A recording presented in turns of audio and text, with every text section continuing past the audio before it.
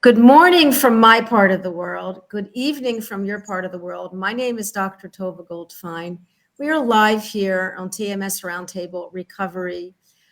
I'm here every Wednesday, every once a week for the last 5 years, and I am not stopping. I do not intend to stop meeting people like Bonnie Lester. What a privilege. What a privilege for me to meet someone like Bonnie, and soon you're going to meet her.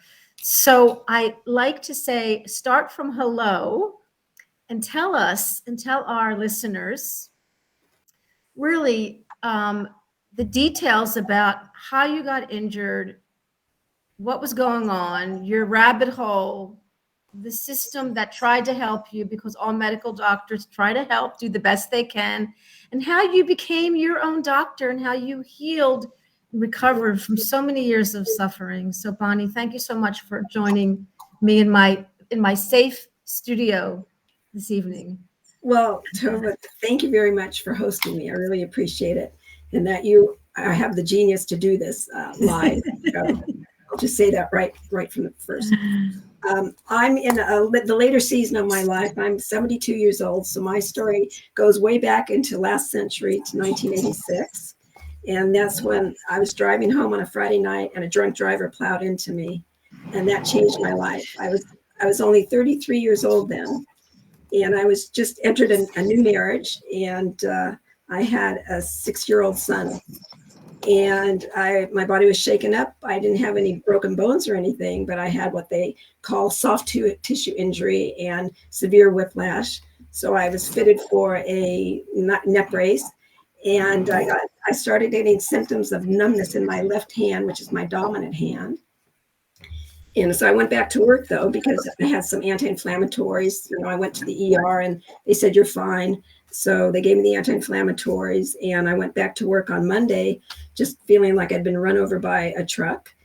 And I couldn't make it through the day. I was sitting at a computer trying to type. My left hand wouldn't work, and I was just aching. So I called my doctor, and he said, well, you can go off on short-term disability, rest your body for some weeks, and you'll feel better. And that did not happen. I did not improve. If anything, I got worse. I was aching all over, and strange things started happening. I shifted from short-term disability to long-term disability after, I think it was 12 weeks. And I kept going to my doctor, and he had me have some scans, and they couldn't find anything. And then one day, I tried to stay active. I was in my house. I'd be lying down on the bed, and then I'd go out and do some walking, trying to keep some fitness in my life.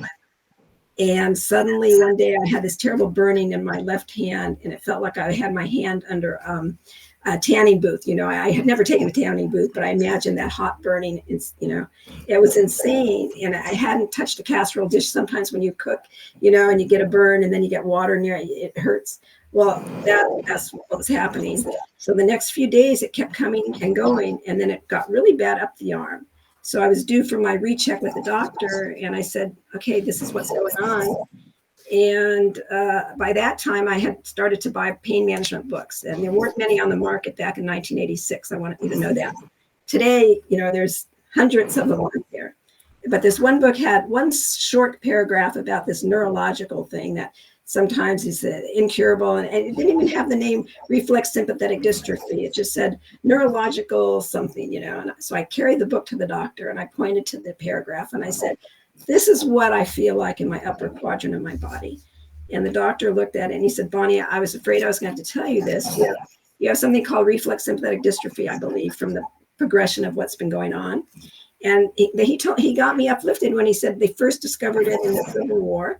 So I thought, oh, they must have a cure. I mean, in the Civil War last century. And he said, but there's no cure for it. We can treat the symptoms. And okay, what are you going to do for the burning? And at the time, back in the mid 80s, they did not give opiates for chronic pain. That was forbidden back then. Okay, I mean, we've gone many cycles now. The pendulum keeps swinging back and forth about who gets what kind of medications. I'll just say that. So I went through a round robin they sent me to what was called the pain clinic back then. And it's not anything like the pain clinics today. It was run by a retired doctor who was experimenting with some new thoughts about the mind body, but it wasn't as established. And nothing happened. It did not help me at all. I'll just say that. He did say one thing. He says, you've got to keep walking. And if you can't afford a cane, go take a shopping cart and use that to walk. And then the next week he said, oh, someone told me that shopping carts are very expensive, so you should not steal them to go walking. So that was kind of the humor that was going on in my life at the time. And again, I was a mother of a very young child, and I was a newly married woman trying to keep my brand new marriage together, and my body was on fire all the time. And so my doctor, had sympathy, and he kept sending me for new types of treatments. One of them was the blocks. I think people are, they understand about the blocks for the low back, bad back. Well, for my upper quadrant CRPS, which, I had something diagnosed as reflex symptom dystrophy back in the 1986, but in the 1990s, it did change the name to CRPS. So blocks, and they were not successful. And the doctor who was doing them, the anesthesiologist, said, well, you responded for 12 hours, so that's a good sign. So I think I'd like to refer you for surgery, because they can surgically go in and give you a permanent nerve block by taking out part of your neural pathway. And he said that to me, and I thought, well, I have a very young son at home, and the doctor said, you'll be pain-free. And, that sounded like a really good deal. And that was, to this day, remains the biggest regret of my life. So I went in for the surgery, and not only did it spread the CRPS, but it caused facial, nerve damage in my face, affects my voice. I have no perspiration on the left side of my face and my upper quadrant, because it takes away the sympathetic response. It kept the pain. And so when I went through menopause, half my face was dry as a Sahara desert. The right side was like a monsoon, because I overcompensate there. So every day of my life, I've remembered what happened on September 13th, 1988, when I had the surgery. And so that's where I was. I had the surgery in 1988. And I had full body CRPS because of the surgery. And when I ended up with my second husband, we were going to be moving right after the surgery. And I said goodbye to my original doctor, who had felt really bad about it. And he said, Bonnie, it's going to take courage to live. And he said that because his mother has ALS at the time. And he understood that I was going to have a sense of courage about myself to keep living. And so that's how I was left by the medical profession, was, we're sorry, there's nothing we can do. We have a lot of antidepressants for the nerve pain, maybe, which never did anything for me. So that's when I had to find my own psychologist and doctor within myself. And so that's where I am with that. And so I went on a journey, a long, long journey of improving my life. Every year, I found ways to have purpose in my life. I found ways to have joy. And yes, I was in pain all the time. I wore a TENS unit. That was my big thing. And I like to tell people it was close to $600 back in those days. And you needed a prescription. You couldn't just order it on Amazon for like $39 now. So I traveled internationally. I had to go with my husband, and we set off the alarms in the airport back in the day, but that was. So at that point, you were just managing the pain, living your life, but you were always in pain. I was always in pain, but I was always searching. You see, I have an undergraduate degree in public health and a master's in counseling and clinical social work. So wherever we moved, and I was married to a high-level executive who kept getting promotions, and we'd move to different cities, I'd go to the medical library. I did not have computers, and you couldn't Google back then. So I spent a fortune making copies for all the medical journals and the nursing journals and the physical therapist journals to find information that could improve my quality of life. Because I believed, I was trained in the 70s when I went to school. I'm 72 now. So in the 70s, I knew about the mind body, because I grew up in Northern California, and there was a big movement back then. And Dr. Ornish came to Marin, where I grew up, and he embodies that whole behavioral thing can affect health. So I just want to say something about Dr. Dean Ornish, because I read his book years ago. I don't know why I don't have it, but my mother had MS. So I grew up in a home where I was also exposed to the medical world and tried to understand why she got this condition. Yeah. And so I read the book, and isn't this his statement about if you have family, friends, and faith, that this will be like medicine. It was like my first hear of like the placebo. Right. That's how he would speak, Dr. Dean Right. Ornish? Right. Yeah. And it's so true. Yeah. And we know that from even our work. Bonnie's very close with Dr. Hanscom, who's also a colleague of mine. And I met Bonnie through a broadcast she did with Dr. Hanscom. And Dr. David Hanscom is very big on not isolating and socializing, right, and friends and family and play and joy, and how this is all chemical. This is not just for fun. This is chemical. We're talking about a chemical reaction, because what is CRPS? A chemical reaction, the body attacking itself. So anyway, so go ahead. I want to hear more about, wait, I want to just see, Scotty is amazing. He's another coach, but I think Scotty might have even had some chronic pain, but he's just writing about the medical libraries. Right. Anyway, it's always good to see you here, Scotty, when you can join in. He's living in Canada. So tell me more. So I like to say, so now you are studying living with chronic pain, how your mind was living in this place of, I'm going to get better, I'm going to keep improving, I'm okay, I'm not down for the count. Can you tell us more about what you were feeling emotionally at this time, as you're kind of in the mud but still moving? Okay, I look back now because I've written the book Unwinding Pain, and I had a sense of purpose. People were drawn to me because I'm a really good teacher. And even during the time where I wasn't healed from my pain, every community we went to, I ran pro bono workshops, because I couldn't go work for anybody, because I couldn't report to work 8 hours a day, even 1 day a week, because I was in agony. So I'd spend the days going up to the one day I would present, and I would be in agony, and I couldn't use my dominant hand because it didn't work. So I was drawing with my right hand, the charts, and I would teach, and people would love it. And in that moment in time, I wasn't in any pain. I was like, my brain was diverted. I was giving back to people. I had purpose, and I was helping people make changes in their life. It may be a woman who suddenly was kicked out of her home to get a divorce, and she had no education, and she came to my workshops, and she tracked me down years later to say, I got my GED. I went on to become a radio technologist. I did this and this and this. So I always had a sense of calling and purpose back then. I did have a graduate degree, but I couldn't use it. But I used it. I found a way to apply it. And so with that, I would train for my classes, but I would learn mind and body things. I was really big into guided imagery. I learned that, somehow in the early 80s, I was practicing it, because my father was being treated for hypertension in California, and he had me go to one of his programs once. And I said, well, this is good. It may help my pain. I mean, now it's de rigueur. That's what they have, the mindfulness and everything. It wasn't so much going on back then. So I put another thing. I had a mental gunny sack of putting that in there. That's going to help. And, oh, that looks good, I'm going to do that, and I kept going down the journey of finding things that would help. And in my book, I talk about how I have a program called the AIM program, where I moved away right after my surgery. My face was drooping off, my eye was droopy, and just all these things were going on. And I was only in my mid 30s. Can you imagine having, permanently changing how you look, dealing with that? And one morning I thought about my mom, and she was a tough lady. She would have said, pull yourself together, Bonnie, and get on with it. And that was the voice I had in my head. So I started doing affirmations. Now, some people aren't doing affirmations, but I had an affirmation that I matter, and I was going to do something to, help other people. And that's what I got out of bed. I said, I'm going to help other people. Then so A stands for affirmation. The next letter is I, and that has to do with image.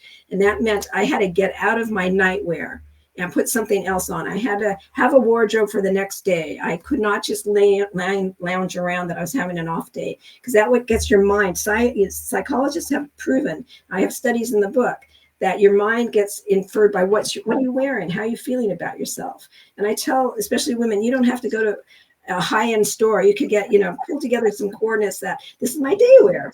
No matter how I'm feeling, I'm putting that on, I'm taking my sweatshirt off, or 990 or PJs or whatever.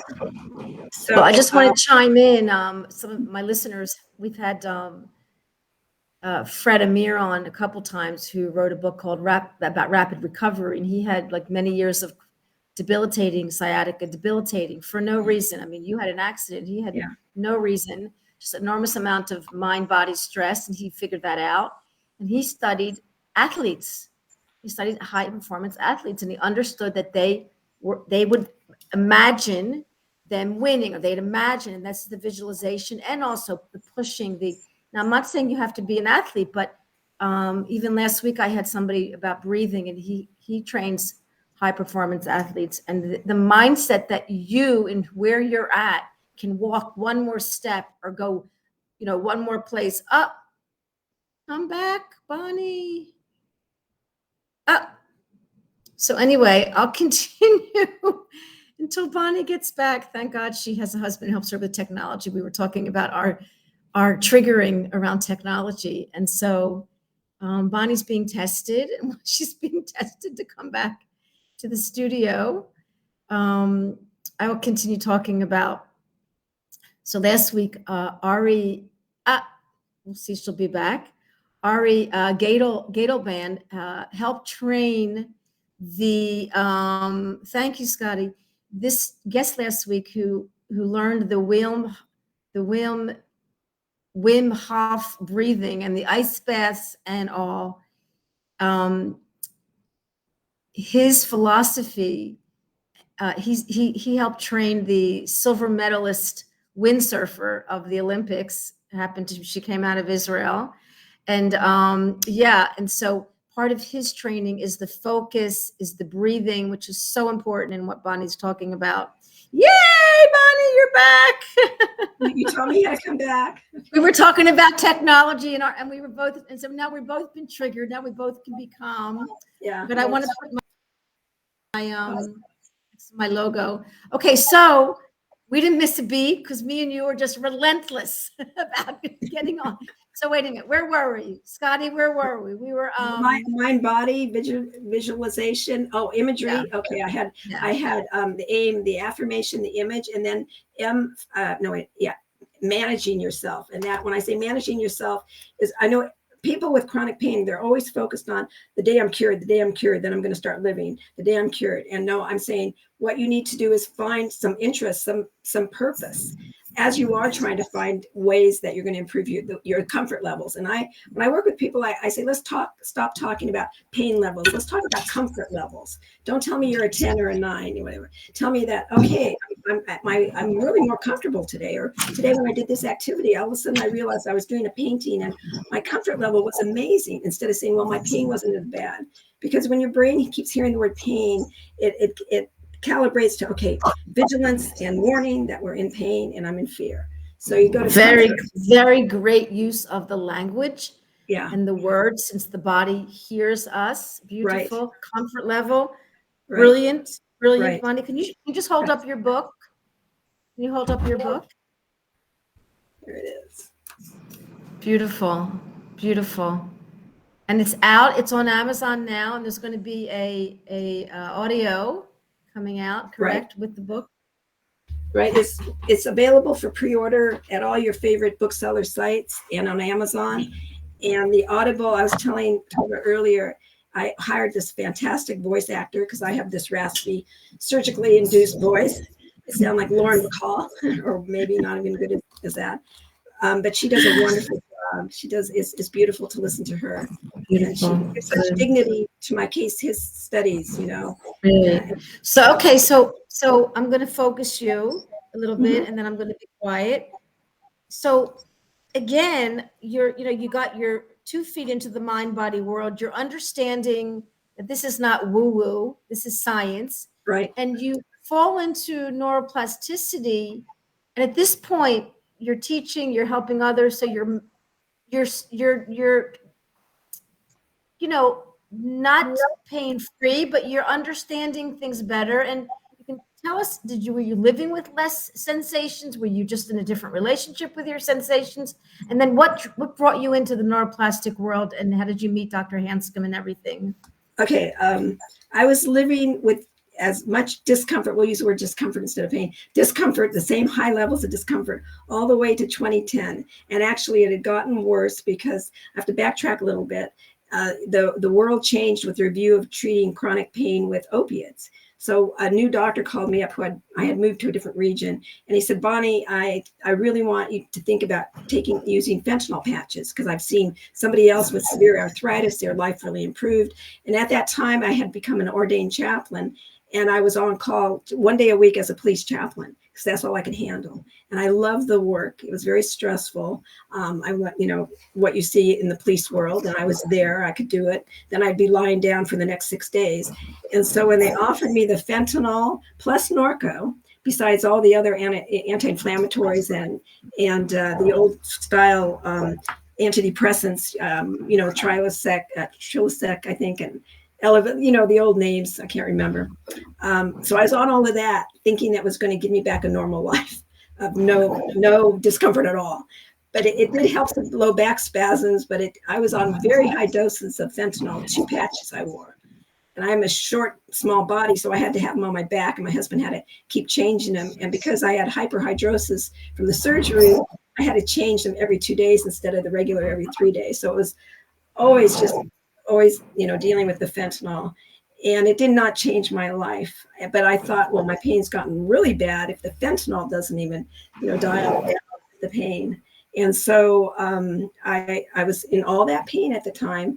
Plus, I went through menopause, which is a whole other thing. When you're a woman of chronic illness, then menopause hits you on the side of the head. So I was not in really great shape at that time. And it turned out, I'm not going to tell you, you're going to have to read chapter 1 to hear the whole story of how I found out about neuroplasticity. But it involves an event with my husband having to take him to the hospital. And the doctor, he recovered in that moment. He was only there for about an hour and he recovered. And the doctor said, well, it's because of neuroplasticity. The mind can reboot itself at any age. And my husband at the time was 69, and I thought, okay, I went home with my husband.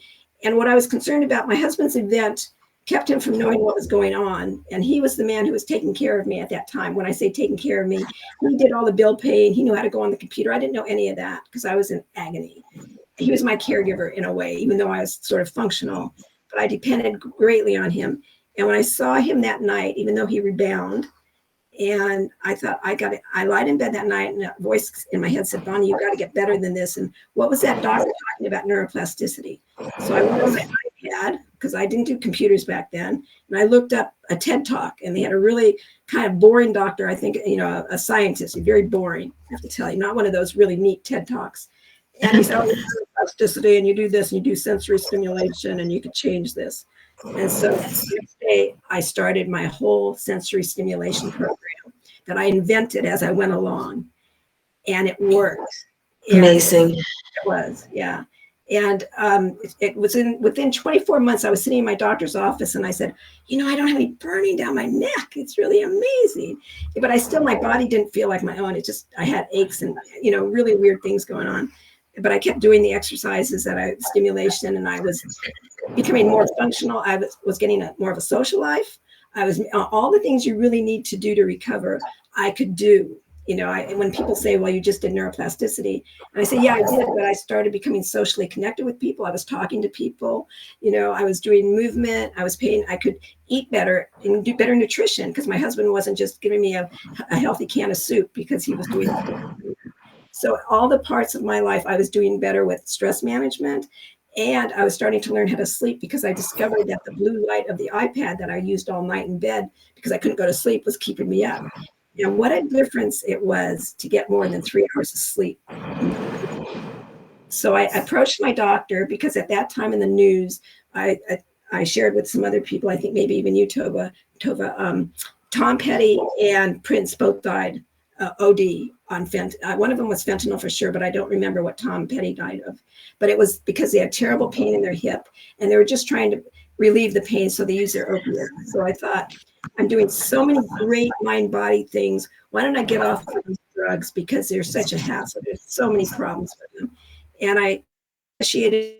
I said, I'm going to use my mind-body approach, my socializing approach, all these wonderful things I'm doing to get, to manage whatever discomfort I'm going to have. So I tapered off of everything, and I was amazed that I had recovered and I was pain-free when I got all the drugs out of my system and the side effects of tapering down. And there I was at age 63, pain-free. Can you share what you were doing with the neuroplasticity? Were you doing like somatic training? Was it like you were speaking to the discomfort? Were you putting on a lens of safety? And okay, oh, wow, the first thing I did, Because one thing I was doing in my life was I was walking my neighbor's dog. That was a really big thing for me to do. I looked forward to walking this dog. Okay, that morning, after I learned about neuroplasticity the night before, when I was so scared to death I was going to lose my husband's ability to take care of me, I got dressed in the morning, and I was using a TENS unit at the time still with all the other drugs, you know. So I moved all the electrodes to a different place in my body. So nothing was the same. Okay, so my brain was going, well, the electrode is stimulating me from a whole different place. What are you doing? And then I got some mints.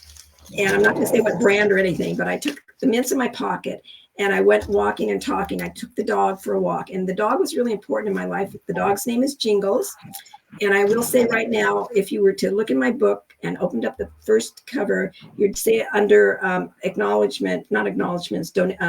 dedication, it says 50% of each book, the proceeds, are going to be donated in Jingles' name, because that was a dog that helped me on the journey to my healing. And that was Jingles. And sometimes when I didn't want to get out of bed because the discomfort was still really bad, I would think of Jingles waiting for me at her dad's door, thumping her tail, waiting for Bonnie to come. And I had a cane at the time, and she would hear me tapping up the steps, and she'd get really excited.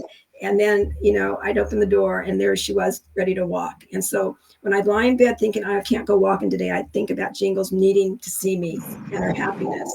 And that kept me going. So again, I had them into my mouth. I stuck it in my mouth, and I started talking and describing, okay, I feel the mental thing. I feel this and this changing shape.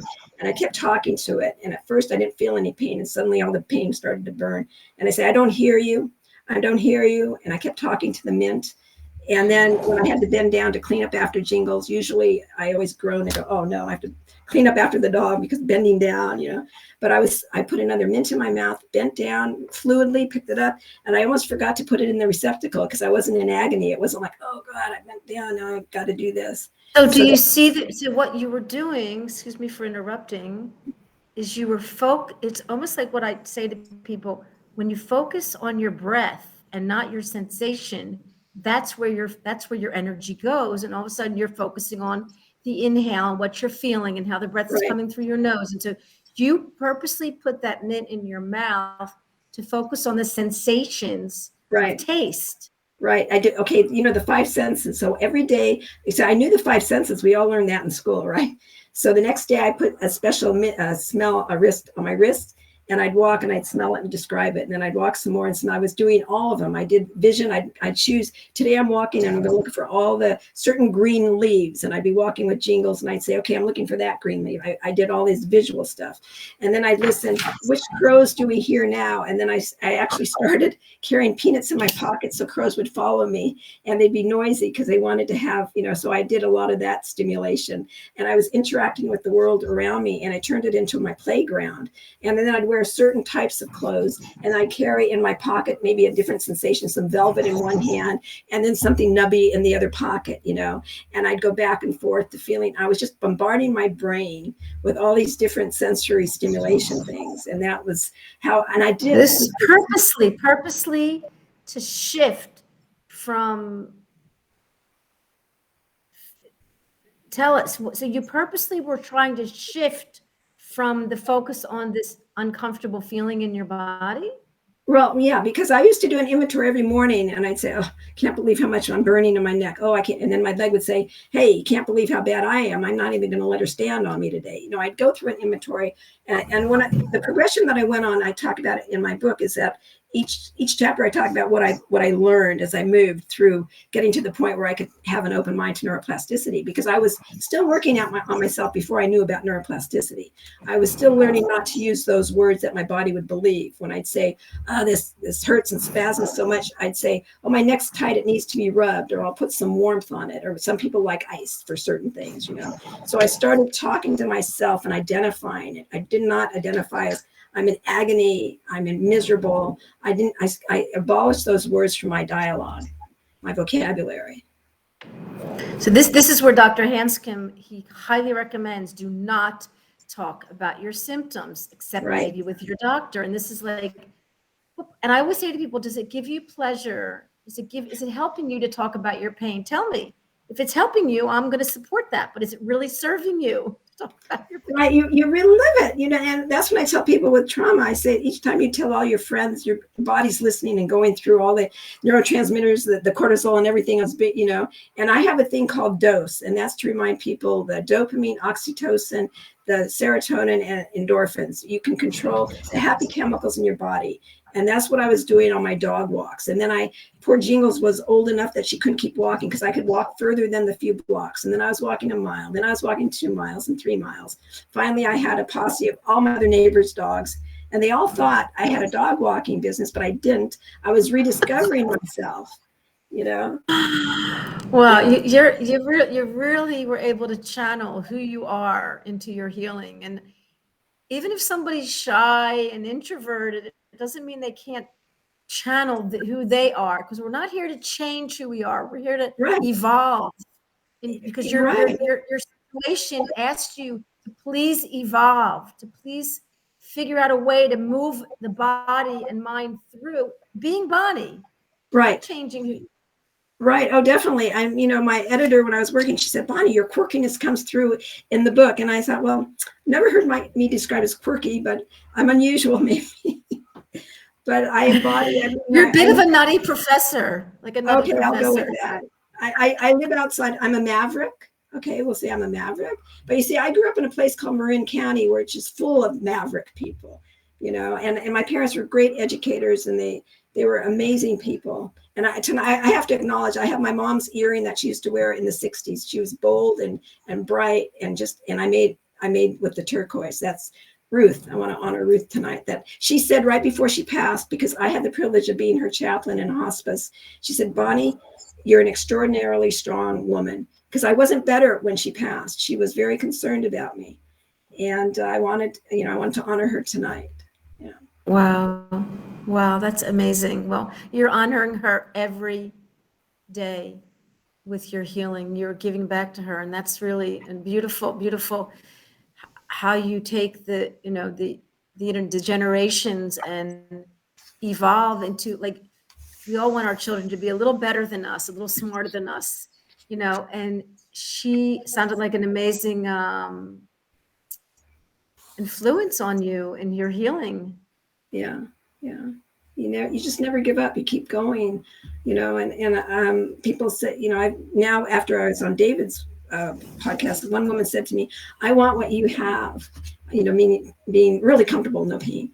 And I said, well, you make it your own, how you're going to live and how you're going to work. You can't copy how I've done it. I have, some people like dogs and cats. I have 6 birds, special need birds I've donated my wonderful garage into an air quality controlled environment.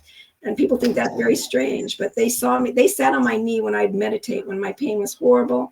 And I had special meditation tapes. I had one, my African gray would literally perch on my knee while I was meditating for hours sometimes. Just I do something called bilateral music, which I really endorse. There's not special tape I'm going to say or anything. It's just on YouTube. You find what works for you. And I found out of all the things I listened to during my worst days of discomfort was bilateral music. And that's where you have beats going on, and you have to wear earphones, and the beats go on opposite sides of your. Wow. Bilateral music. Yeah. They use it. How would EMDR uses that. EMDR.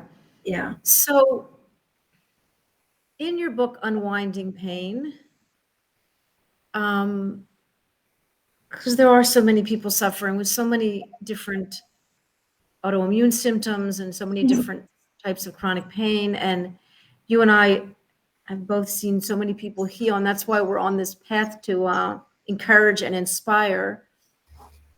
But we know that things don't work for everyone. So what would you suggest? It's like, because of people trying so many things and they're like, this is going to work, but you are the center, you are the nucleus, right? Things have to orbit around you.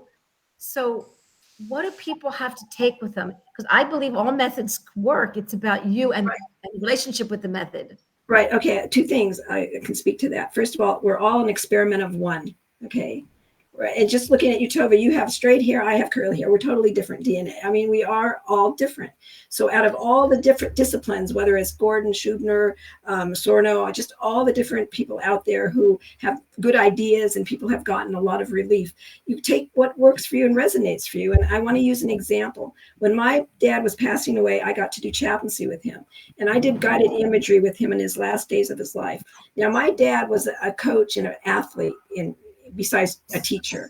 And instead of doing the usual guided imagery of walking along the shore or being in the forest, I said, here you are on the basketball court. And he got really into it. His body relaxed. He said, okay, I'm going to put a team over here. And this guy was, maybe 24 hours away from death or 48 hours. I brought such comfort and his body relaxed. And it was just a beautiful thing. And that's what I bring when I work with people. You make it about you. Don't take off the shelf thing about, guided imagery means you're supposed to hear birds, up in the sky, or you're supposed to have the water flowing or the waterfall. Take what resonates with your soul when you're doing that. And then it's more helpful that way, instead of trying to put yourself into the prepackaged idea that you always got to do it this way and then you got to do it that way. And I wanted to tell you that. And you wanted to know when people go and use things and it may not work for them, right? People come to me when everything.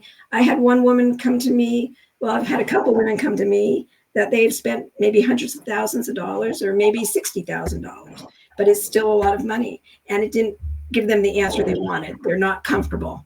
They're just as bad. And maybe they have some metal in their body now, or maybe they have a spinal cord stimulator and it's not working and it's shorting out, and that's the people who come to me. And they made choices just like I made choices to have the surgery that ruined me. But I can't look back with regret. I moved forward with hope, and purpose. And that's the flexibility about me. So I think if I want to instill anything in anyone's mind who's listening today or in future on YouTube, flexibility is really important. And there's no one way is the only way. And that's what I take away from working in the world of pain for, over 30 years. Unbelievable. I'm thinking a lot of people that come to me who are in pain and chronic pain, and this is going out to some people that have called me for consultation, but they didn't yet want to get involved in the program because they're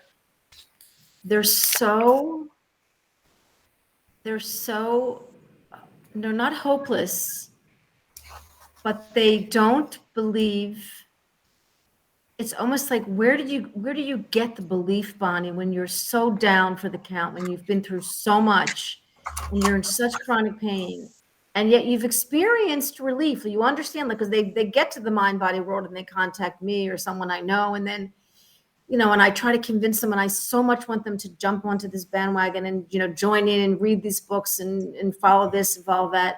I even say, like, find a coach that you resonate with. Just stay in this process of self-healing. Written under my logo is finding the doctor and therapist in you. So you and I think alike, because we're just the messengers. Well, they have to have healing. Yeah, I'm holding up this chain of paper clips. This is a very powerful chain, because back in the day when I was walking jingles and I was in really bad shape, I assigned myself, I won an award every day. Every day I went out, I got a paper clip and I put it into a chain. And it was a new behavior I was doing, and I rewarded myself. So I got a nice rush of dopamine, which we all can use in our body. It makes us feel better. And now when I initiate a relationship with somebody who wants to work with me as in my pain coaching capacity, I give them an assignment before we engage. I said, here's a paper clip. Okay, you must have some around your house. I'm really into affordable and accessible ways to feel better. That's my subtitle of my book. I know that people who have chronic pain or chronic illness, they're either underemployed because they can't work a 40-hour week. Maybe they're lucky enough that they made it onto disability, or maybe they didn't make the cut for disability, but they're still not working, so they have no money. So I'm going to be the last person in the world to say, oh, you got to go crowdfund to pay to come see me. So I do everything accessible and affordable. So I assign them, I say, come back to me when you could show me that you have a chain consistently of seven days. I want to see that you're investing in yourself for 7 whole days. Because if you're not, then you're not ready to engage with me. Because like I said earlier, I can't care more about you than you care about yourself. And so when you say they don't know what to do, I would suggest give them an assignment, a little one that's going to make a difference in their life. Not the major thing of I'm going to change everything and then I'll feel better. Maybe they're going to tweak that they're not drinking enough 8 glasses or whatever glasses of water they're supposed to do. Maybe it's, get rid of the scrolling in the bed at night with the phone or the iPad. So then they can assign themselves tonight. I didn't use that in bed. Give yourself a paperclip. But you have to show a commitment to yourself. Because you and I, we can't be gurus or magicians that we wave a wand to take away their problems. It's not possible. But they have inner strength. I believe everybody has that flexibility inside them. That it's just nurturing it. And I like to say I'm a gardener where I plant seeds of hope. That's how I'm talking about it. Wow. Yeah. I mean, I think, well, if I tell them one more story, if I tell them one more healing story about like the impossible becoming possible, it's like, if I turn them on to Joe Dispenza and the placebo, and I turn them on to, like they don't want to, it's like, they're not being like, wow, that's amazing. Tell me more. That's more like, I can't heal. I'm in chronic pain. How am I going to get out of this pain? How am I going to do it? And I'm talking to 35-year-old people who, and I'm like, oh.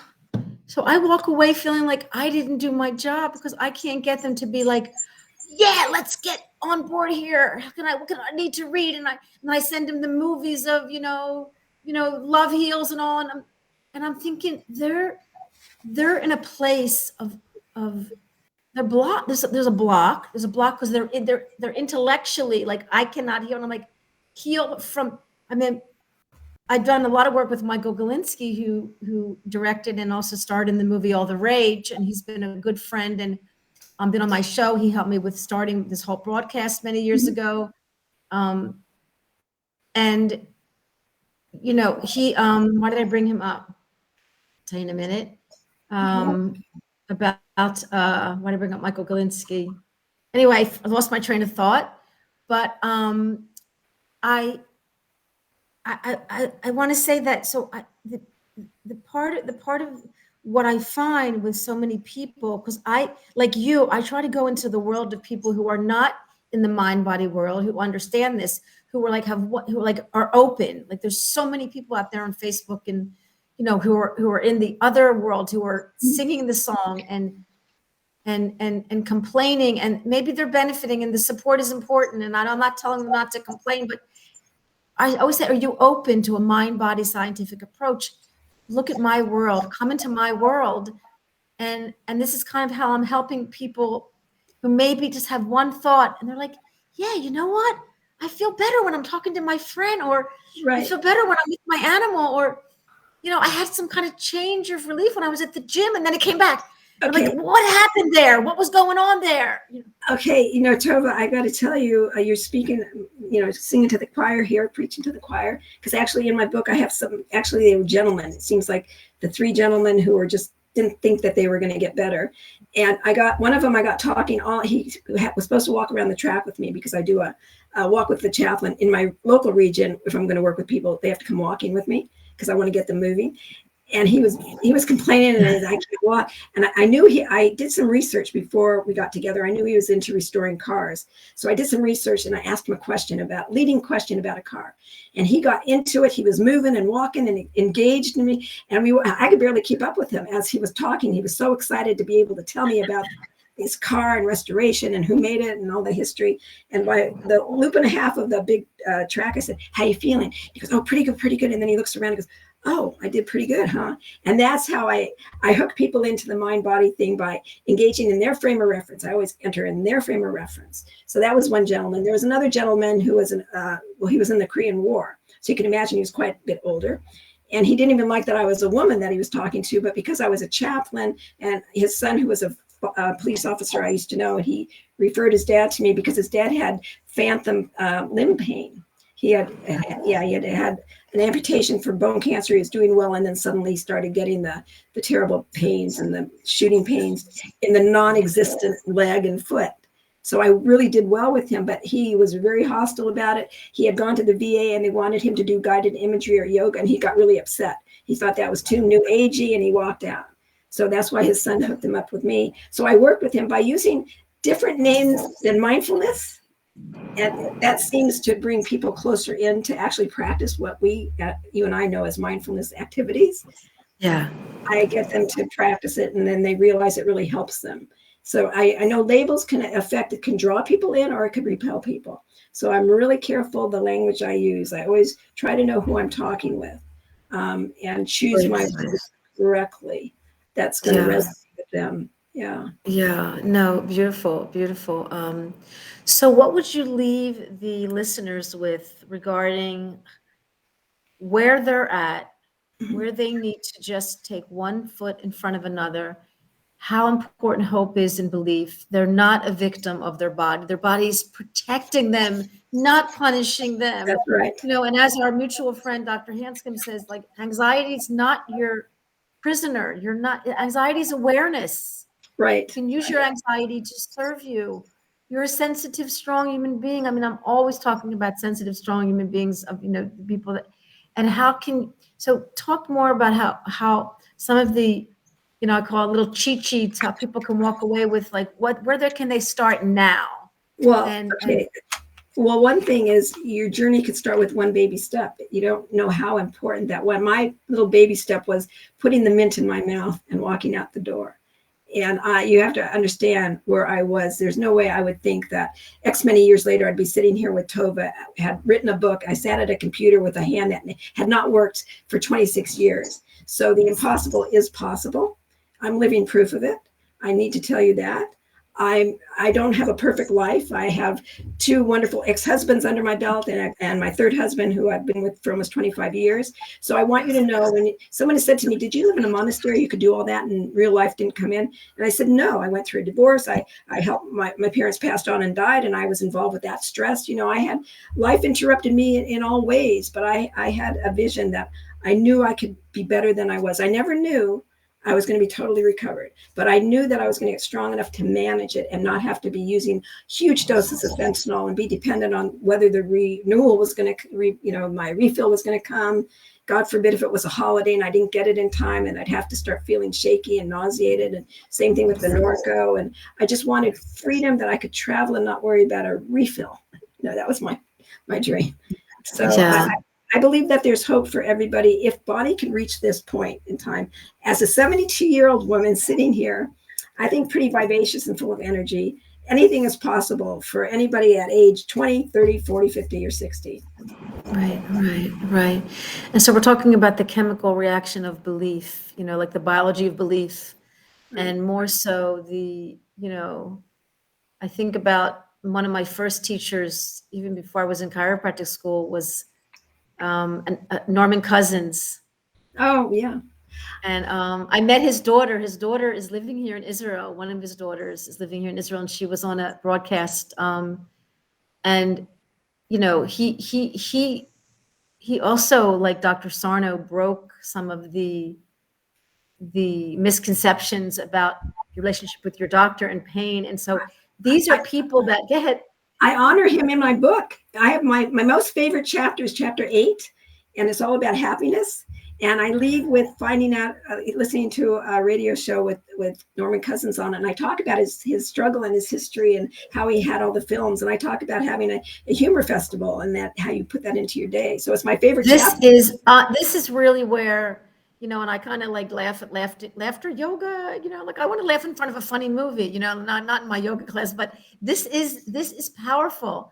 This is chemical. This is powerful. And so go ahead. I'm happy about your puppets. Okay. And I was trained actually, Patch Adams, I was trained by a person who used to work with him and traveled all around the world. When I became a chaplain, I was trained in compassionate clowning, where I'd go to the pediatric oncology wards and do face paintings and work with the family of the siblings and the child with cancer and help them process it. But I'd be dressed up like a Raggedy Ann or something. But I always hand out my clown noses.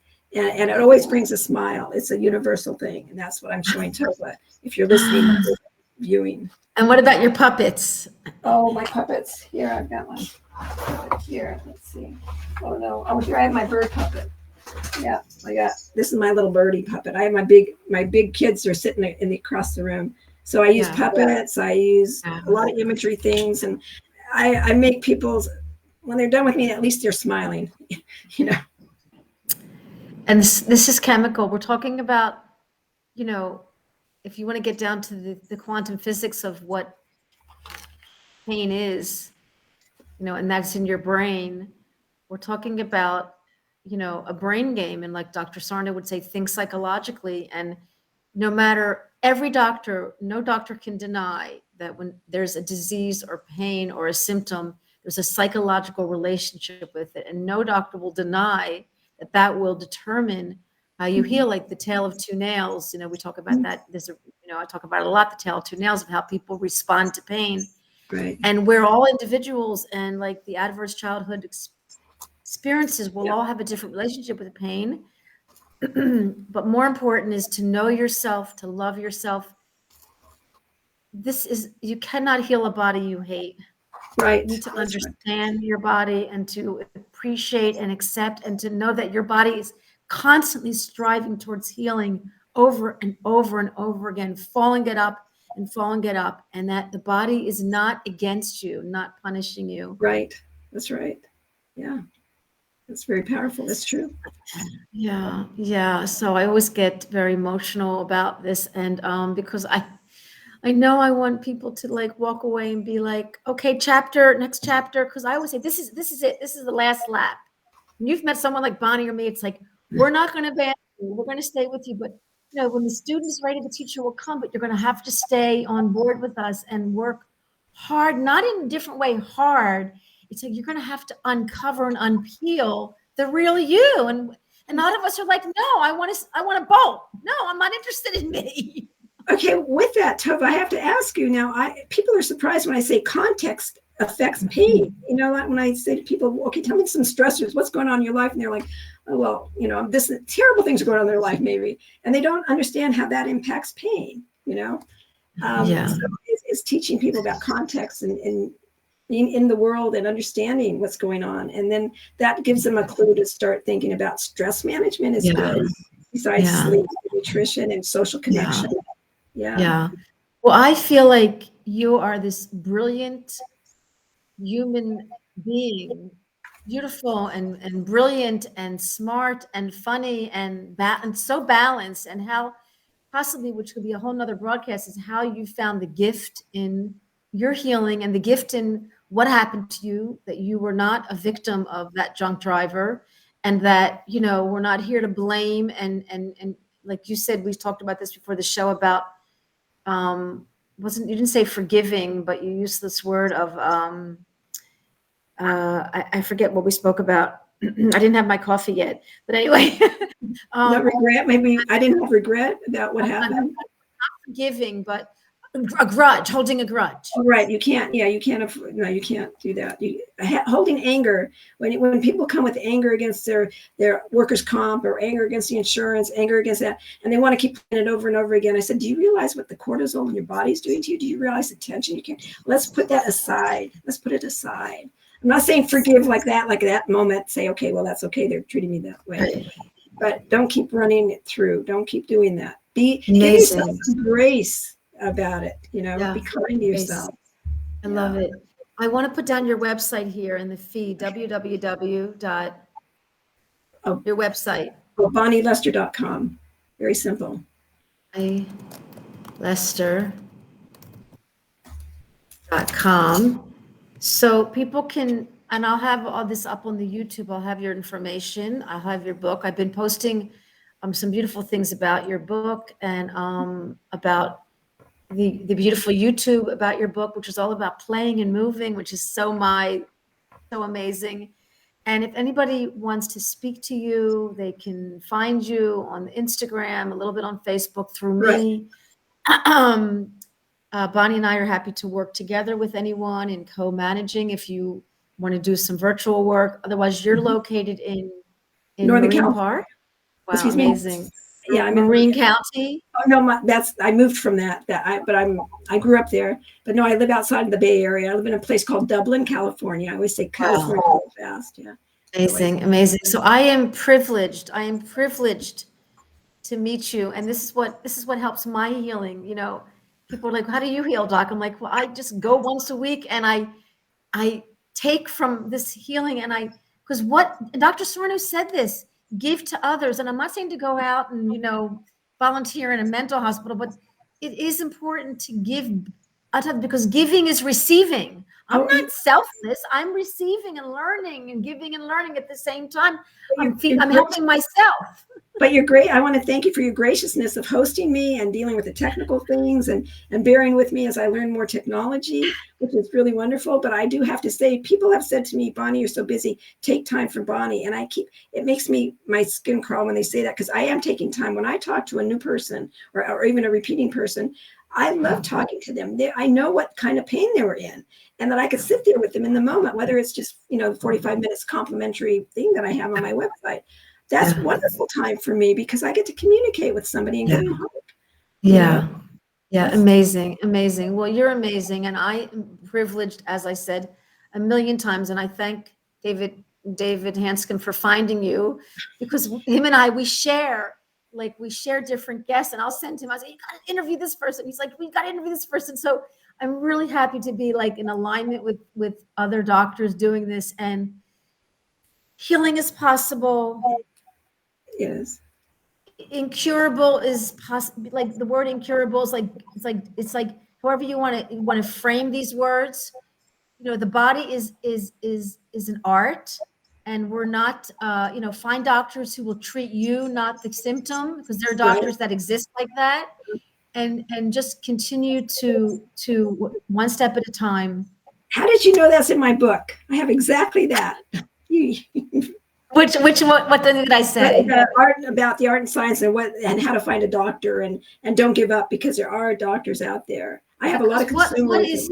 Because we just talked about for the last almost hour about the relationship between you and your body, the relationship between you and your pain, the relationship, and it's a relationship. And to be in a healthy relationship with a doctor, if you can find one, is very possible. If not, you be healthy with yourself, and you'll attract healthy, whether it's the dog or your birds or even the angry client of yours. Like it's about a relationship. And I think this is what I learned from Michael Galinsky about this relationship with your body, and to know yourself. Mm-hmm. And if you can use your condition and your symptoms to help you understand yourself, then you're on the other side of healing. Yeah. So a last few words from you, and then we'll say goodbye. Okay, real fast. It has to do with healing and measuring how you're progressing. When people come to me, their idea is getting better. It's, you're in pain or you're out of pain. And then I teach them, I give them measuring tape. I said, look, there's other ways to measure what's improving in your life. And don't cheat yourself, but not noticing that things are improving. Because if you only view I'm going to be better when I have absolutely no pain, instead of saying, oh, now I can initiate this way, or I could reach in the kitchen and I could do this better, or I could wash my hair by myself now and reach up and put, wash my hair instead of having to have someone else do it. That's improving. So I talk to them about improvements. And that's really, I think you can hold on to that, because that's what I looked at my improvements, not like I was going to be pain-free. And that's beautiful. Going on the journey. That's acceptance, and that's awareness, and that's love. That's love, and love is chemical. So we're back to the brain. We're back to the chemical reaction. If anybody in the Facebook wants to chat with Bonnie, we have a few more minutes. If you have any more questions, you can reach out to us right here, and we can interact. Oh, Almaris, I see finally here, live here. Almaris just had hip surgery, and he was like, I had 1 day of surgery, 2 minutes of surgery. He was so avoiding it, but I was talking to him about going into the surgery with a mindset of I will heal. So yes. How are you doing, Almaris? Almaris. He's also, I think, in Texas. How are you doing? Are you feeling better? Anyway, if you have any questions, we have a minute or two left. If not, you can find Bonnie. You're all over Instagram. I'm a little intimidated by Instagram, but you're all over it. Amazing. Yeah, right now. Yeah. I want to say about Amaris, I'm glad that he had a positive attitude going in for surgery, because we talk about the placebo response and how you believe in something. And I actually have that also in the book about a gentleman who is going to have hand surgery. You show us your book again, please, before we say goodnight. All right. There we go. Beautiful. Yeah. Amazing. And I love it. Affordable and sustainable. affordable and accessible ways to feel better now. So you don't have to pay a lot of money to go to the gym. You don't have to pay a lot of money to go, whatever. I don't think anything's more, I even talked about if you're doing weights in the house, you get soup cans, use the soup cans as weights. Don't go water bottles. Yeah, well, that Do you too. know, I have a course called Turning Your Kitchen into a Gym. You don't have to leave the kitchen. Right. Yeah. Ingenuity. Okay, Bonnie, we could be really good friends if we were on the same side of the globe. But in the meantime, thank you to the internet. Thank you to, cyber. Thank you to the world. Thank you to the universe that we're here meeting. And I just want to give you a virtual hug. I'm so happy to meet you. And we will meet again. And so sleep well. Have a good night. Thank you for your time. And thank you to everyone listening and to the future YouTube listeners. And so I always say, maybe we'll find a time, maybe in a few months, to come back again and talk about the different chapters and talk about the paper clips, because it's brilliant. Yeah. You are really brilliant. And I think you are just beginning. I don't think you're stopping so quickly. So thank you so much for meeting me in my morning and your evening. I'm so happy to meet you. Great. Good night, everybody. Bye, dear. Okay, from everybody, from my heart to everybody's heart. 1 second.